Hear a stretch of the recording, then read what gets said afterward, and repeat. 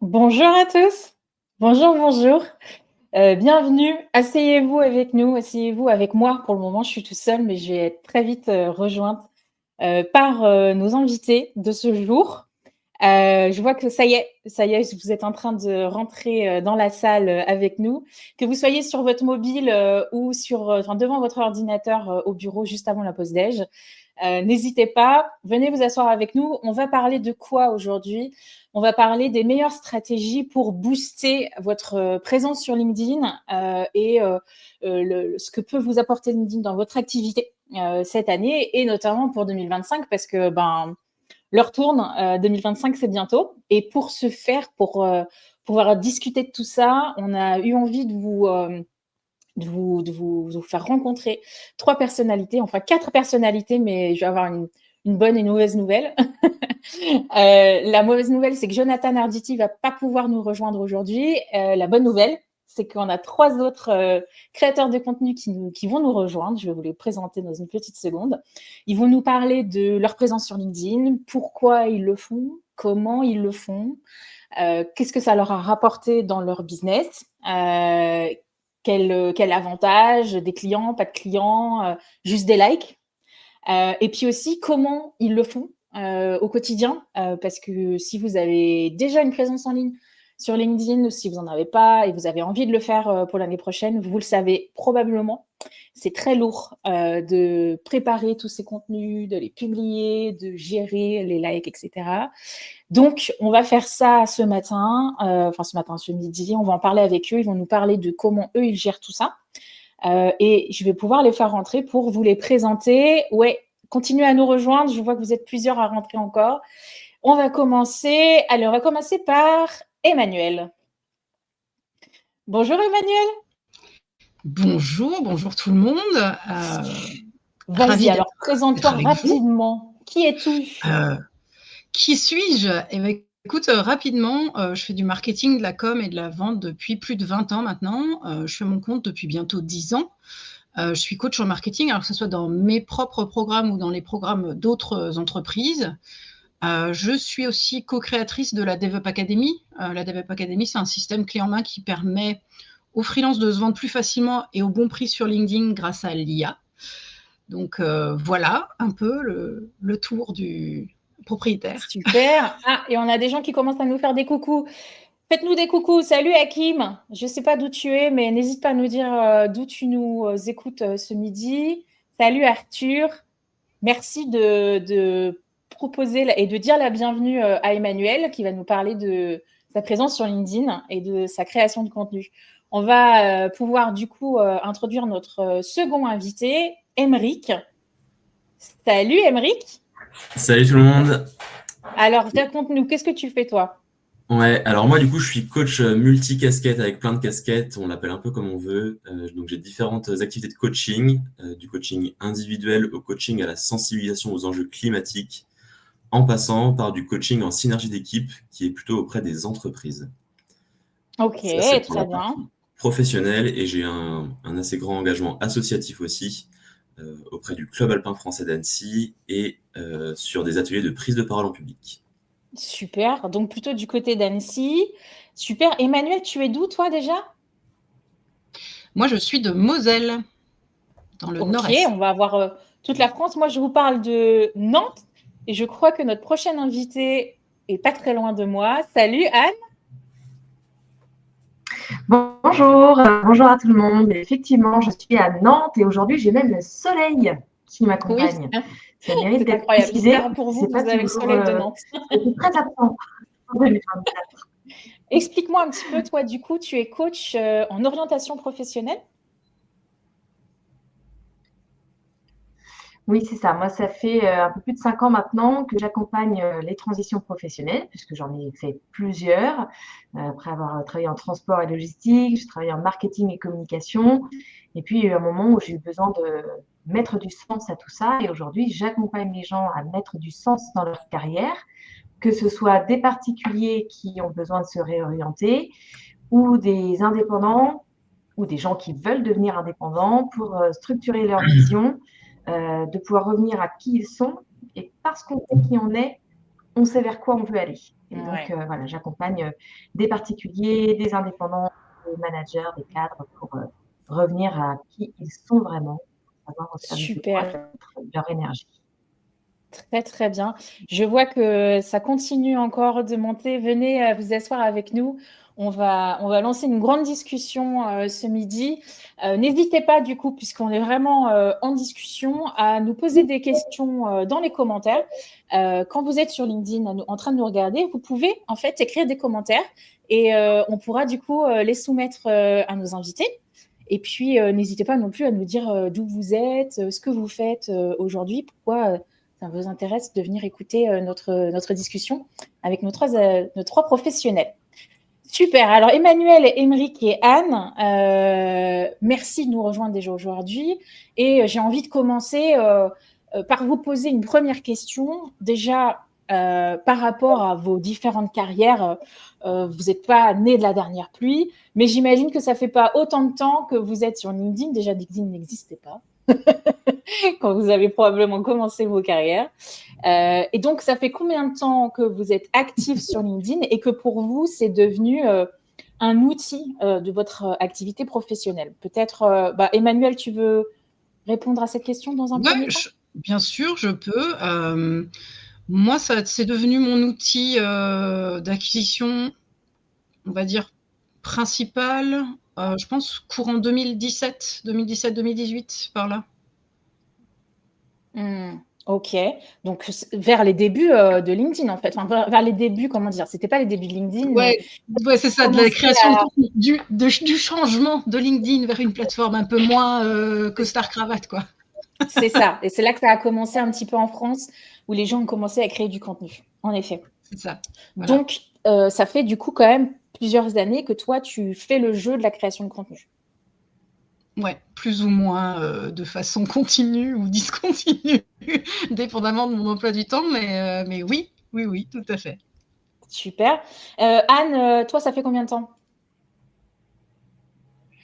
Alors, que je m'en sers vraiment, ça fait un peu plus d'un an que j'ai compris comment mieux m'en servir quelques mois. Moi, dans ma vie avant cette expérience professionnelle, je m'en servais pas.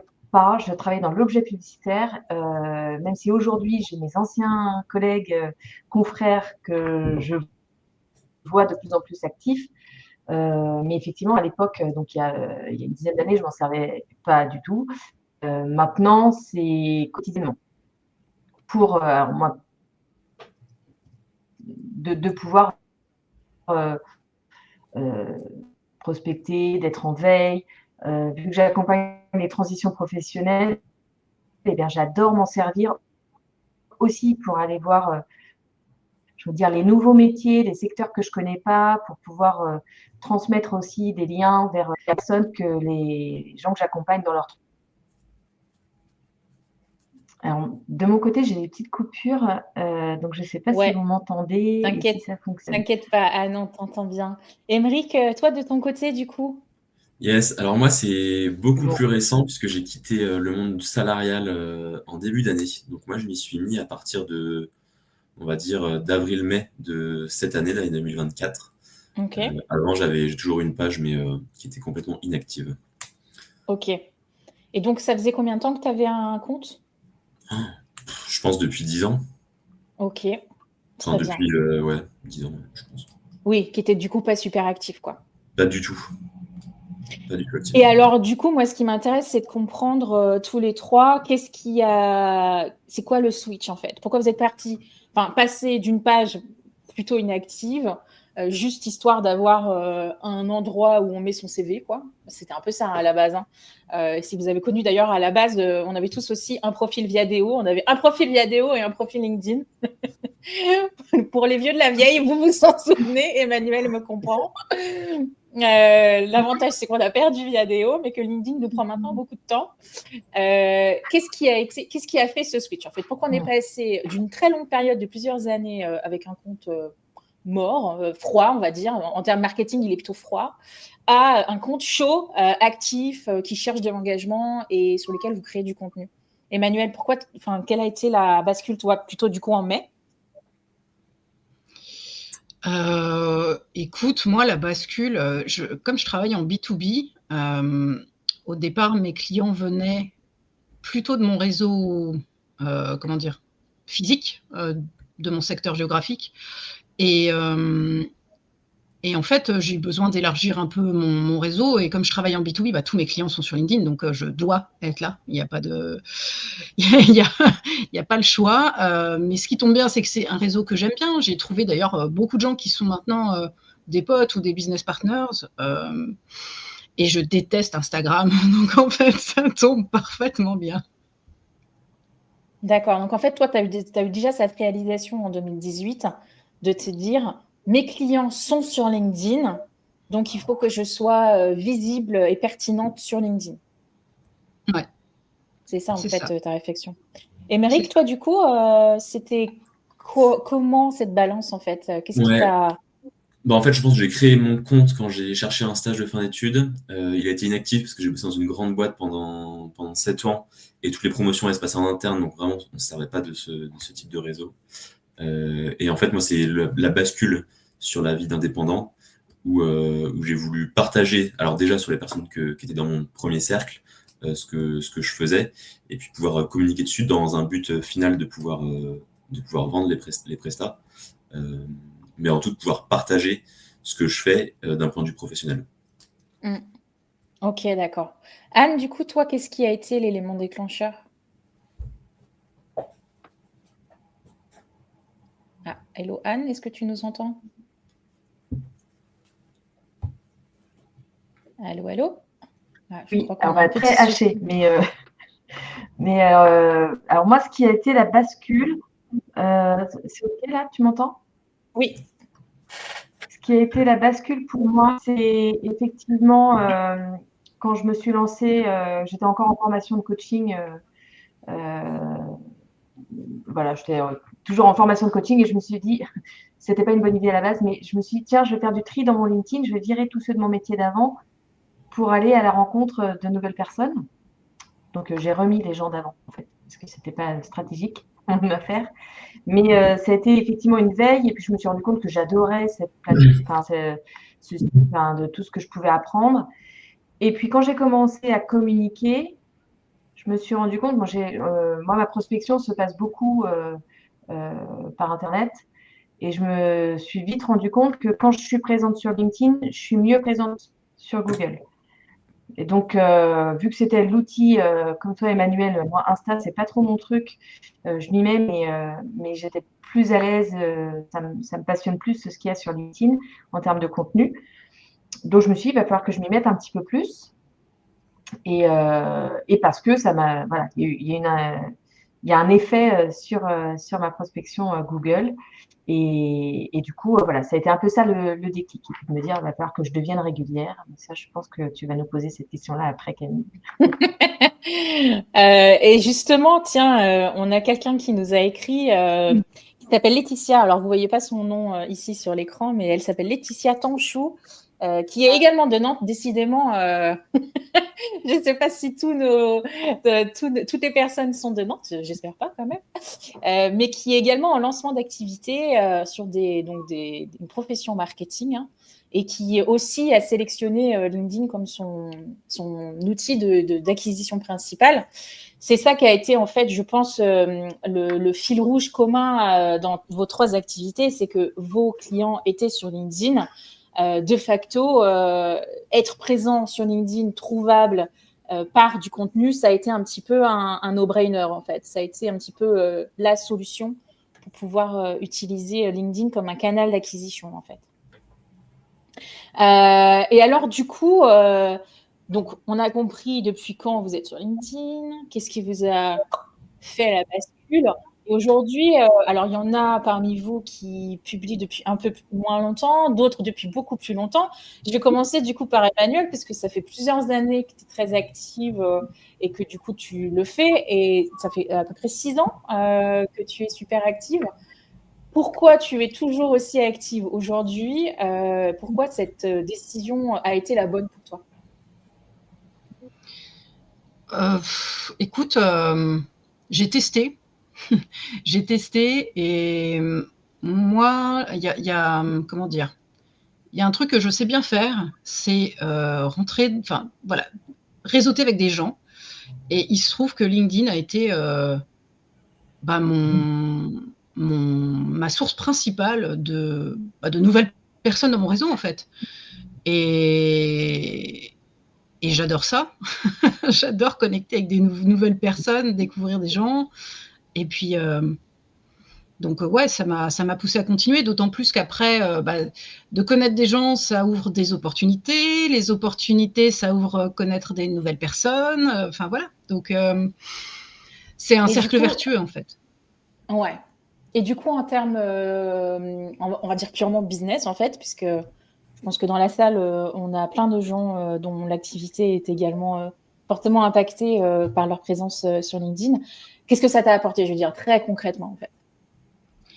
Très concrètement, alors il y a soit des leads qui arrivent directement dans mes DM, ça arrive. Alors chez moi, ça arrive peu. Soit comment dire, ça assoit ma réputation, ce qui fait que les gens qui me trouvent par ailleurs vont me chercher et me trouvent sur LinkedIn et se disent que ok, ça va, la nana sait de quoi elle parle. On va peut-être aller l'appeler. Mais voilà, ça me ramène des leads de façon soit directe, soit indirecte, en fait. Ouais. Et tu arrives à, comment dire, à corréler certaines de tes publications avec des prises de contact, par exemple? Oui, par exemple, j'ai lancé une newsletter sur un sujet très niche. Alors moi, les contenus qui me ramènent des leads, c'est des contenus qui sont très pointus, généralement. C'est là que les gens me disent « Ok, viens, on travaille ensemble ».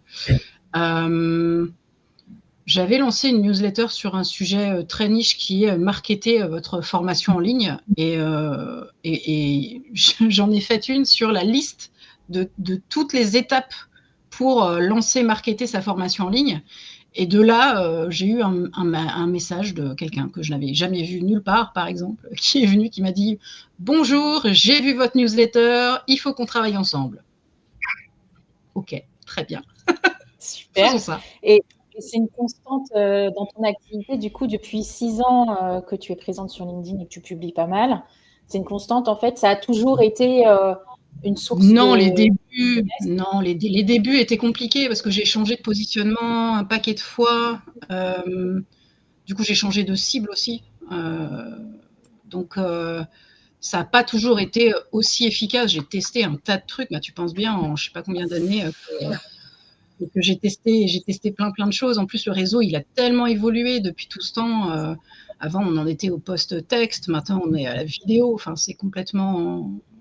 Ça a complètement changé, donc il faut suivre aussi un peu l'actu, les stratégies, un peu comment ça évolue et puis s'adapter en fait. Donc c'est toujours du test and learn en fait. Ouais. Ben, on va parler des contenus justement juste après du coup. Allez, Émeric, je te lance la question. Est-ce que tu es capable, toi, du coup, de corréler aujourd'hui ta présence avec des avantages par rapport à ton business, une croissance? Moi, je dirais que mon business, il est encore assez jeune et un petit peu comme ce que disait Emmanuel, ça, même s'il est jeune, il y a des choses qui évoluent, on va dire, en permanence. En chiffres, peut-être qu'ils peuvent être intéressants. Je dirais que j'ai eu un taux de contact téléphonique de 10% suite à des messages de prospection en push. Donc voilà, qu'on pas forcément transformé pour l'instant, mais en tout cas, pour l'instant, c'est le chiffre que j'ai. Donc, on va dire 10% d'appels téléphoniques et pour l'instant 0% signé. Mais avec un début d'activité, du coup. Avec un peu de patience, ça ira bien. Et exactement, en fait, alors je ne sais pas si c'est Laetitia qui est encore en train de... Parce que j'ai pas ton nom qui s'affiche. Oui, c'est ça, c'est Laetitia Tonchou qui est toujours en train de commenter avec nous et qui est dans la discussion. On a autour de la table, on a perdu Jonathan et on a invité Laetitia. La question du ROI se pose exactement. Et le ROI, pour ceux qui ne sont pas forcément à l'aise avec cette terminologie, c'est le retour sur investissement. Et c'est exactement de ça qu'on parle là tout de suite. Je n'ai pas forcément utilisé cette cette terminologie-là, mais en fait, c'est quoi l'investissement ici que vous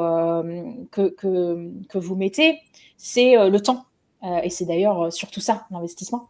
C'est pas tellement financier, c'est le temps de développer son personal branding, le temps de créer tous ces contenus. Et on va parler justement des types de contenus et des angles et des sujets, etc. Juste après. Mais tout ça, ça demande énormément de temps.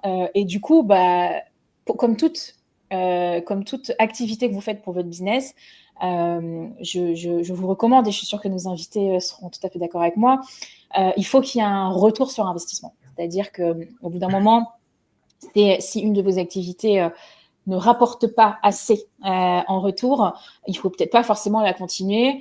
Et c'est exactement cette question-là, du coup, que maintenant j'envoie à Anne. C'est la question du retour sur investissement. Qu'est-ce que tu vois, toi, comme ROI sur ta construction de présence sur LinkedIn?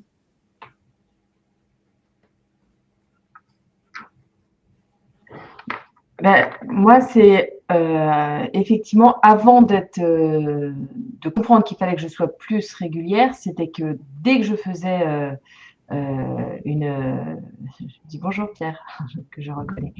Moi, je faisais une publication, j'avais quasiment systématiquement un rendez-vous qui était calé sur mon site internet, qui a accès à mon planning en ligne, et il y avait voilà, quelqu'un qui prenait rendez-vous pour une séance ouverte. Donc, je me disais, attends, c'est marrant parce que je publie sur LinkedIn et via mon site, tout de suite, j'ai quelque chose. Et pour autant, quand j'avais des gens qui venaient me voir en rendez-vous sur cette séance découverte, ils ne me parlaient pas forcément de LinkedIn. Ils me disaient qu'ils m'avaient trouvé sur Google. Donc, tout d'un coup, je me dis, mais attends, en fait, quand je parle là, ça résonne ici. Donc, il faut que je sois plus régulière. Mais en fait, c'était vraiment, ouais, j'ai envie de dire presque instantané, en fait. Donc, il y a vraiment un écho derrière, quoi. Et puis là, tout récemment, comme toi, Emmanuel, j'ai fait plusieurs repositionnements, et dont un là plus récent, parce que je lance une autre, pas une nouvelle activité, mais je lance un accompagnement d'entrepreneurs avec des masterminds, et j'ai commencé à mieux communiquer à ce sujet sur LinkedIn.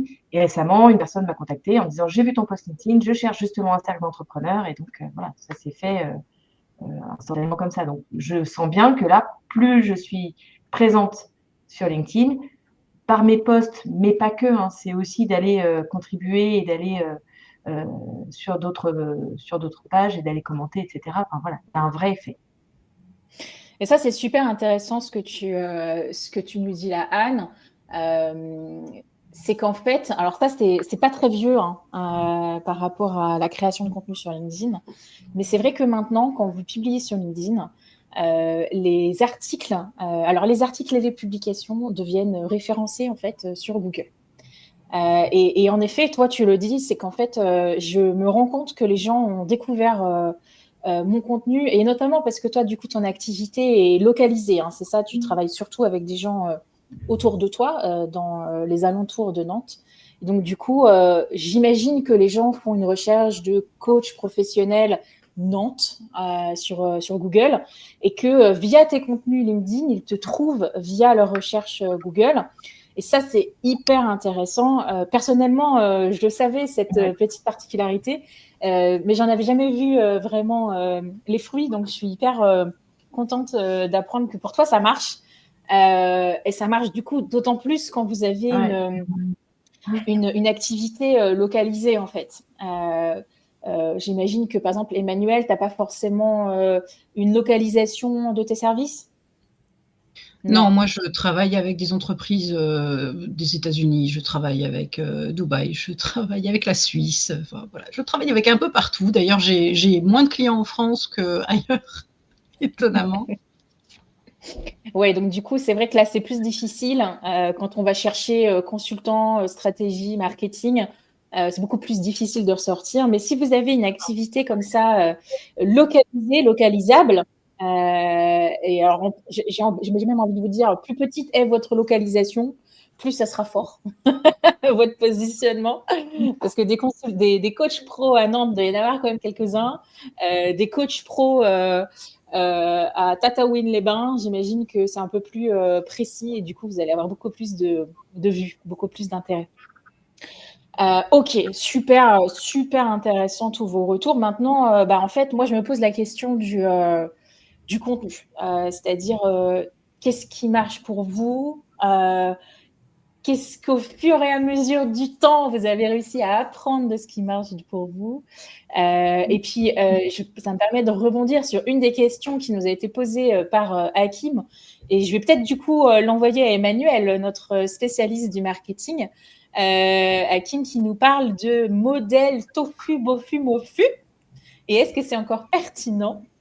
Est-ce que, Emmanuel, tu veux prendre cette question pour démarrer? Ah ben, je peux prendre cette question, mais vaste question. Pour ceux qui ne savent pas, tofu, mofu, bofu, c'est top of the funnel, donc des contenus très larges qui attirent beaucoup de gens sur un sujet assez large. Mofu, ça va être plus des contenus middle of funnel, donc des gens qui connaissent déjà votre solution, des contenus un peu plus professionnels, un peu plus niche, et Bofu, donc bottom of the funnel. Là, c'est des contenus qui sont censés vendre directement, enfin déclencher en tout cas des contacts directement. Alors oui, c'est une stratégie qui fonctionne toujours. Moi, j'aime bien l'élargir à un autre concept, mais alors là, on va rentrer peut-être un peu dans un peu la technique marketing, mais le parcours client, en fait, ce qui est bien, c'est de mapper votre parcours client du moment où ils savent qu'ils ont un problème, mais qu'ils ne connaissent pas votre solution. Donc là, vous avez un certain type de contenu à faire. Une fois qu'ils connaissent le problème, qu'ils connaissent votre solution, vous avez un autre type de contenu à faire. Et quand ils sont en recherche active de solutions, là, vous avez un contenu plus pointu à faire et vraiment à mettre plus de preuves sociales et de choses comme ça pour leur dire ma solution, c'est celle qui peut te convenir. Regarde, il y a une entreprise comme toi avec qui ça a fonctionné, quoi. Mais oui, bien sûr, de toute façon, cette stratégie, elle est là pour attirer des gens et les emmener avec nous dans notre univers, finalement, jusqu'à ce qu'ils soient convaincus. Donc, on ne les manipule pas, hein, on est d'accord. Ils sont convaincus ou pas, d'ailleurs, que notre solution est la bonne pour eux, quoi. Et est-ce que du coup, c'est ça que toi, tu utilises pour ta création de contenu? Est-ce que c'est comme ça que tu sélectionnes les sujets que tu vas traiter sur ton compte? Ouais.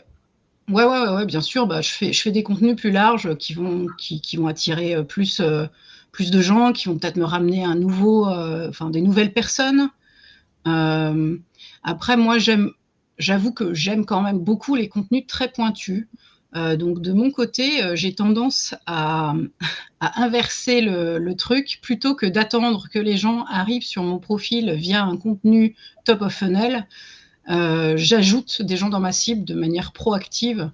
Ce qui fait que quand ils acceptent de la connexion, en fait, ils ont la possibilité de voir mon contenu de facto, en fait.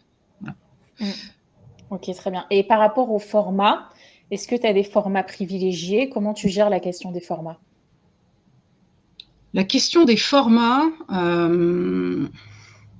j'ai pas de format privilégié. Alors, mon objectif 2024, c'était de faire plus de vidéos. Bon, c'est un petit peu raté, hein, parce que j'ai pas eu le temps du tout de me mettre à la vidéo.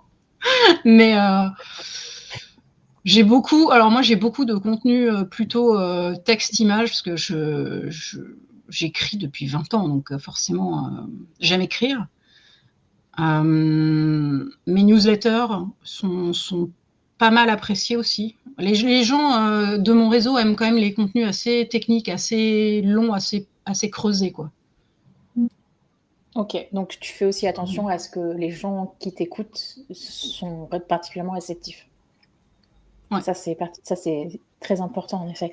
Anne, est-ce que tu veux rebondir sur cette question des sujets, comment tu les sélectionnes et des formats pour toi?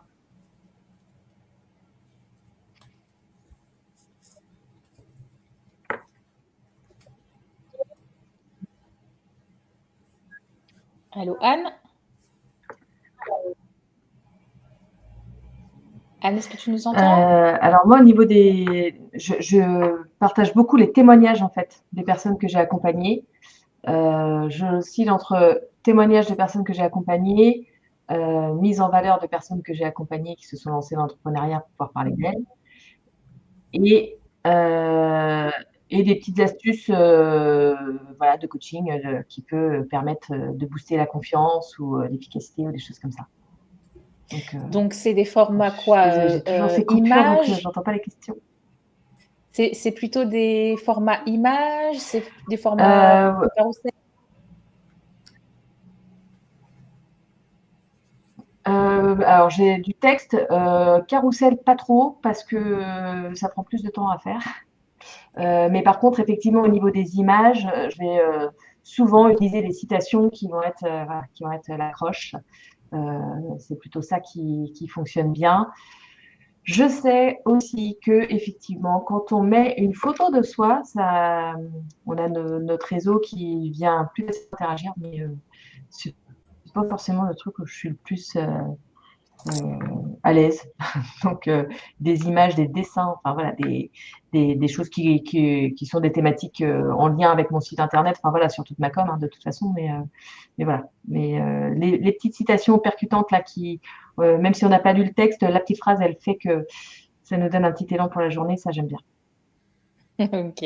Émeric, toi, par rapport au sujet que tu privilégies, au format que tu trouves les plus pertinents pour ton activité? Ouais, alors moi je parle de beaucoup de choses diverses et variées. En fait, je parle beaucoup de mes moteurs, moi ce qui me fait vibrer dans la vie.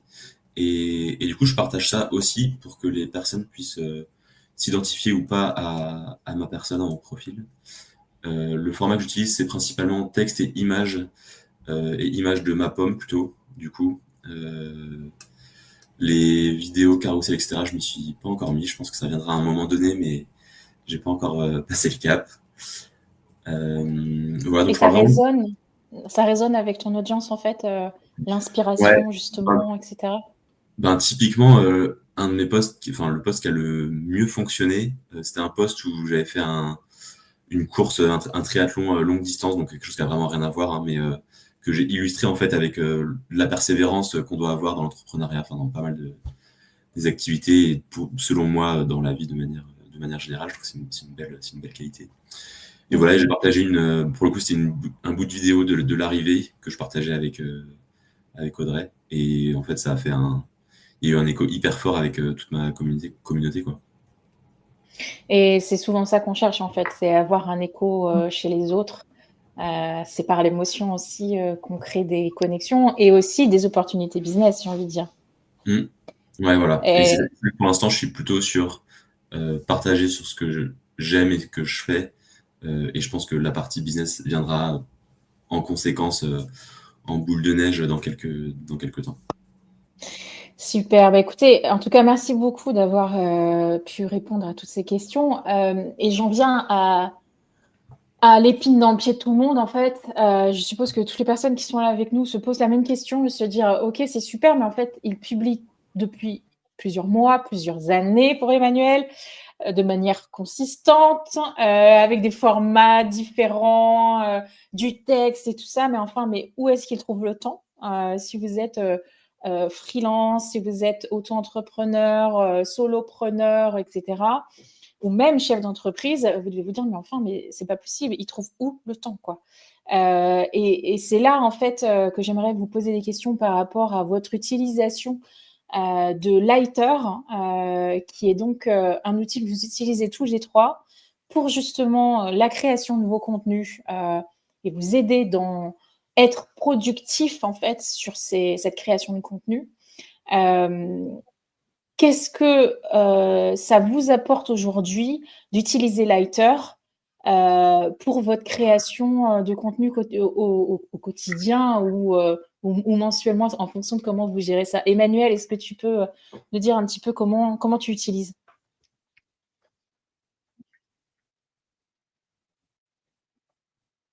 Allô, allô, Emmanuel? Ah, on a perdu Emmanuel. Mince, décidément aujourd'hui, on n'a pas de chance. Bon, on va rebondir. Émeric, allez, Émeric, dis-nous. Yes, et ben, alors moi j'ai eu la chance de pas avoir à publier avant de connaître Lighter, parce que du coup je m'y suis mis Je me suis mis Direct. à la fin du premier trimestre de 2024 et Lighter était présent. Donc moi, qu'est-ce que ça me permet? Ça me permet de me donner des idées, d'avoir un format qui soit assez similaire à mon style d'écriture, de pouvoir connecter entre mes différentes activités, entre mes différentes casquettes, parce que du coup, moi, j'en ai plusieurs, comme vous l'avez compris. Coach à plein de casquettes. Ouais, voilà. Voilà, donc vraiment gagner du temps, de la pertinence dans ce qui est écrit. Et Donc en fait, ça me permet de rebondir. Lighter, c'est un outil aujourd'hui qui intègre une intelligence artificielle et qui va, en scannant votre profil, vous proposer des sujets. Donc toi, apparemment, ça te permet voilà, de sélectionner aussi des sujets et ça vous les rédige dans votre style d'écriture. Et donc, c'est ça qui, toi, aujourd'hui, te change en fait la production de contenu, quoi. ouais, complètement. Et puis aussi de faire un texte qui soit conséquent. Je pense que si c'est moi qui écrivais, je pense que j'écrirais 3 lignes, ou alors que ça me prendrait peut-être 2 ou 3 jours par semaine pour C'est pas écrire forcément ça. ton point fort, en fait, Non, l'écriture. c'est clairement pas ma tasse de thé. Mais et c'est normal. Et j'ai envie de te dire, la plupart des freelances, dirigeants, solo-entrepreneurs sont comme toi, pas des spécialistes du marketing. Et c'est aussi pour ça que Lighter a été inventé et a été est proposé aujourd'hui. C'est pour toutes les personnes qui n'ont pas envie d'y passer beaucoup de temps, slash n'ont pas forcément les compétences d'écriture en fait.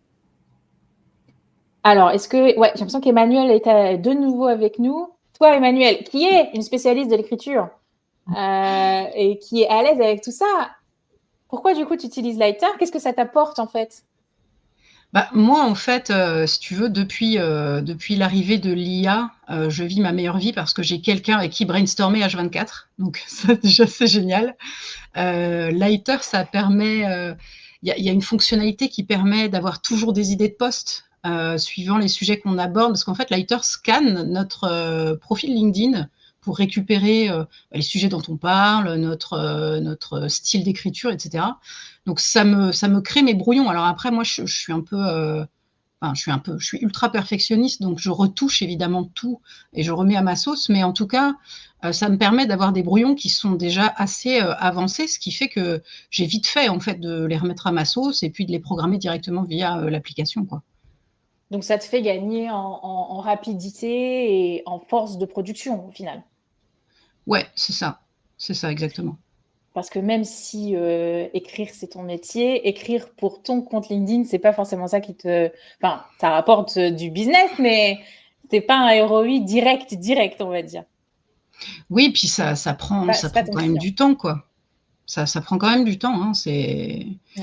Quoi qu'on en dise, si on part d'une feuille blanche, surtout si, comment dire, on n'est pas inspiré ce jour-là ou je sais pas quoi et qu'on se dit: «Ah, il faut écrire le post parce que nanana, c'est voilà». Partir d'une feuille blanche, c'est dur, quoi. C'est Ouais. dur, dur, dur, même pour quelqu'un qui aime écrire, qui sait écrire, et cetera. Donc j'imagine que pour des gens dont c'est pas le métier, Écrire pour c'est soi aussi, j'ai envie de dire. ouais, Écrire pour soi, c'est même quand on est un professionnel de oui, l'écriture et du contenu, écrire pour soi, eh ben, c'est toujours beaucoup plus compliqué. C'est le syndrome du cordonnier mal chaussé, quoi. ouais. Ah oui, oui, bah, je te confirme que je suis disparue. Non, je suis revenue? Non, Je c'est suis bon, tu es là revenue avec ou nous. pas? Je ne sais pas si je suis revenue ou pas. Ah ça y est. Ouais, je te confirme que ça soit l'écriture ou les stratégies marketing ou voilà, c'est toujours beaucoup plus difficile quand c'est notre propre entreprise, en fait. Mmh, exactement. Anne, toi, du coup, est-ce que tu peux nous expliquer comment aujourd'hui Lighter s'insère et te soulage en fait la production de contenu? Qu'est-ce que ça t'apporte aujourd'hui? Alors un gain de temps énorme, parce qu'effectivement, ça fournit des idées, mais il y a aussi, moi les idées souvent elles viennent, le soir en cuisinant où là je me dis: «Ah tiens ça ce serait super», j'ai plein de trucs qui se passent dans ma tête, donc je m'écris un vocal et puis en fait je peux le mettre dans Lighter quand il y a aussi, vos propres idées. Et puis là, ça va me rédiger un texte. Parce que moi, j'aurais tendance à soit le faire effectivement en 3 lignes, soit en 3 pages. Donc là, au moins, c'est clair, concis. Voilà, c'est droit au but, c'est bien. Ça m'empêche pas d'effectivement revenir sur le post pour pouvoir y mettre la touche. Mais clairement, aujourd'hui, Lighter, c'est dans mon agenda. Je crois que c'est le premier lundi du mois. Je bloque 1 heure, mais en vrai, je pourrais y passer moins de temps si je passais pas plus de temps à chercher le bon visuel. Mais voilà, c'est 1 heure par mois et mes posts pour le mois sont faits et ça va être envoyé automatiquement. Enfin, après, je m'en occupe plus, donc c'est un gain de temps parce que le temps, je préfère le passer avec les clients, en fait. Donc voilà, franchement, pour moi, c'est ce qui me permet d'être régulière. Et puis, ça m'empêche pas de pouvoir continuer de mettre les propres posts auxquels je pense tout d'un coup. Je me dis, ah bah tiens, ce serait bien quand j'en rajoute un autre parce que telle thématique me convient, quoi. Mais au moins, j'ai quelque chose de propre, net et régulier pour le mois, tous les mois, en 1 heure et encore, franchement, je peux y passer moins de temps que ça. Donc toi, tu fais, 1 fois pour tout le mois. Émeric, est-ce que tu fais 1 fois pour tout le mois, 1 fois pour la semaine? Ouais, j'ai eu plusieurs étapes. Au début, je faisais 1 fois pour tout le mois. Et là, je fais plutôt chaque début de semaine pour la semaine. Ouais. Voilà. Et ça réévoluera sûrement. Je pense que ça dépend pas mal des inspi et de ce que je fais aussi dans mes semaines. Emmanuel, toi, tu es sur quel, type de fréquence? Moi, comme dit, c'est pas très, très régulier, c'est pas bien. Faites ce que je dis, faites pas ce que je fais surtout. Parce que la régularité, c'est quand même une des clés, sur LinkedIn. Mais Ouais. franchement, ça va dépendre de mon emploi du temps et de mon état de fatigue, en fait. Ouais, bien sûr. Concrètement, C'est c'est ça qui justement à ça va. que peut aider Lighter, en effet, c'est s'assurer d'avoir une régularité. On le sait tous, si on s'arrête de publier sur LinkedIn, malheureusement, l'algorithme nous le fait payer chèrement quand on revient. Le reach qu'on va avoir est bien moindre. Et en fait, j'en profite parce que en ce moment, on offre 50% sur tous les plans Lighter, sur tous les plans annuels, jusqu'au 24 décembre à minuit. C'est un peu la liste au Père Noël, en fait. Si vous étiez un indépendant, un coach, un freelance, un dirigeant et que vous vouliez le meilleur outil pour Noël, il va falloir mettre Lighter dans votre liste. On vous offre 50% sur votre abonnement. Si vous le prenez jusqu'au 24 décembre minuit. Donc ça c'est la bonne nouvelle. Et donc, en fait, votre plan, par exemple, le plan classique va passer à 39 € hors taxe par mois. Et là, vous pouvez faire voilà, une connaissance approfondie de votre activité grâce à l'IA. Il va définir automatiquement votre ligne éditoriale sur mesure. Il va vous proposer jusqu'à 20 publications par mois et vous allez pouvoir les programmer, les publier automatiquement sur LinkedIn. Et un truc qui est hyper intéressant, alors je ne sais pas si tous invités le font, je pense que non parce que vous avez tous des activités individuelles, mais vous pouvez switcher d'une page personnelle à une page professionnelle.